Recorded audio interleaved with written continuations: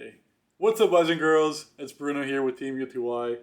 And today, it was sneak peek for Rage of the Abyss. Had a blast. It was very fun, actually. Decided to play Battlewasp in the tournament. And the deck pretty much is coming out, and it was super cheap.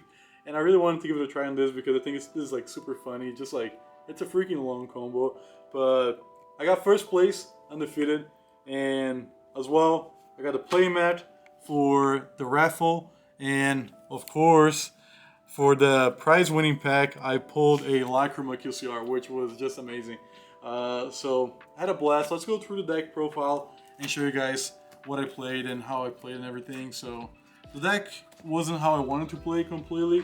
I was missing the Fusion 5 for the Beat Troopers, but I will update that later. I'll just show you guys what I played today and how it works and everything. So, okay, without delay, let's go ahead and take a look at the main deck.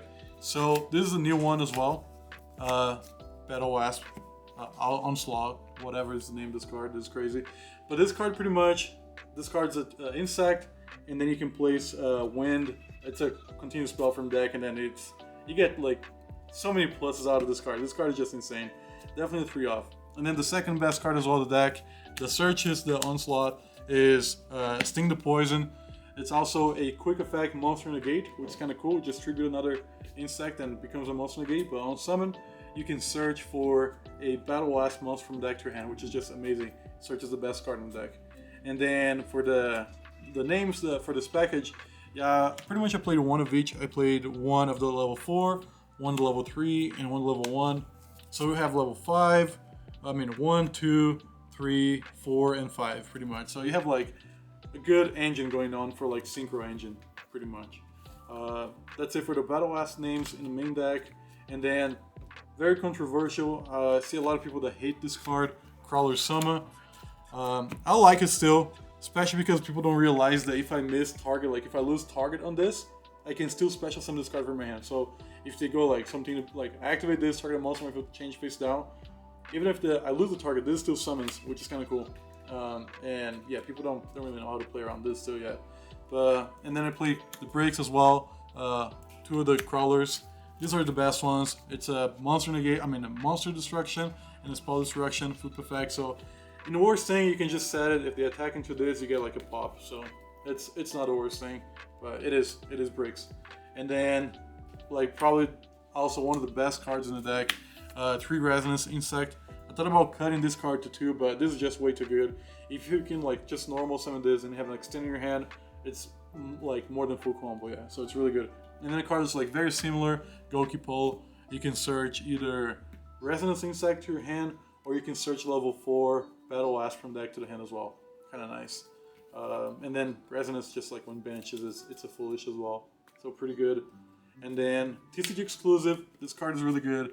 I might bump this to 2. This card is just like nice. Extends as well when you activate an insect effect, so it does a lot. And Fusion Summons, which is nice. It helps you like fix the break ratios in your deck. Kind of cool. Decided to play as well for the Beat Troopers in the main deck, just the 1 Sting Lancer. It searches a counter trap, and it can act like a hand trap as well. So if you see it in your hand, so it's kind of nice. And then this card is crazy for board breaking. It's 3400 attack. You can special summon this. Doesn't activate effect, special summon by banishing 3 insects from graveyard. It just happens. And you can destroy everything that's not an insect or plant on the field. So you cannot attack directly, but you can still attack like a monster they control to like get rid of like their Omni Negate or something. And then after that, main phase 2, you can just go boom, blow the whole board. Something like that. So it's kind of nice. It doesn't start a chain, so they cannot respond to this card. It's kind of cool. That's it for the main deck insect monsters. Let's go into the spells. Decided to play 3 of the Armored, whatever this card is the name in English, Rebellion, Armored Rebellion. This is pretty much Italy. You special summon an insect with 1000 attack or less from your deck, and you can tribute another monster on the field. Or if you summon from hand, you don't have to tribute. So it's a free special summon. The graveyard effect is not really important because we don't play the target that searches, so it doesn't really matter. And then decided to play Double Wind. I would play one of this if I could, but if you draw this in your hand and you cannot activate the level 5 effect, so it kind of kills you. So you gotta play at least 2 of this. Definitely not a 3-off because it's way too bricky if you do that. And then for the last spell, we play one Call by the Grave because it just helps you play through like hand traps and stuff. And then for the traps, I'll put this more towards the back. We played one of each of this, Ragnarika Hunting Dance and Flying Sting. So a counter trap for monster effects and destroy. So like if they normal summon a monster, you can just like negate it and then like destroy. So it's hard for them to like keep playing. And this is kind of nice because you can pop any card on the field. And then if it's on a graveyard, you can banish it to like pop another card pretty much as well. Cool thing is these cards together with this, specifically those two, when your opponent summons like a Link one, let's say for the Fiendsmith one, if they summon it, you can chain this to pop, and they cannot chain to your. This card gives you an effect that your opponent cannot activate monster effects in response of your spawn trap card activations. So you can just pop stuff, and they cannot even like attempt to like, like dodge or do something, So it's kind of nice. And then for the hand traps now in the deck, I'm playing 3 Nibiru, gold rare, of course. Nibiru was clutch today. I think I used it twice, which was pretty good. And then I also played 3 Ash Blossom, probably one of the most generic good cards, So you gotta play 3 of that. Decided to play as well 3 Perm. It doesn't trigger talents or trust, so it's kind of nice. All gold rares, as you guys can see. And then I was playing 2 Veilers and 1 of the new Charmy. Veilers are gonna be the new Charmy once I'm able to pick it up. I only got 1 today, unfortunately, but I mean it's pretty good still. It's 41 cards total in the main deck. Let's go into extra deck right now. I'll try to speed this thing up. I'll play 1 of the Synchro 12. This card is broken, especially combined with the new fusion. If you have those 2 in your field, you can let your opponent like, just build their board, and then you go effect to banish that and your opponent's monster, and then this comes back and just pop like 10 cards and burn your opponent for like 3,000 damage or something like that. It's nuts. This card is really good. So yeah, and then 1 of each. And then for the other synchros, we play 1 Diabolantis. It's a Foolish Burial on summon, and it can make itself a tuner or any other monster. And then we also play 1 of the new, whatever this card name is, Sachi, Ceremonial Bowl. This card is really good as well. It helps you loop your continuous spell to just like summon more times and like search more, so it's pretty good. And then links, we have double Picofolenia.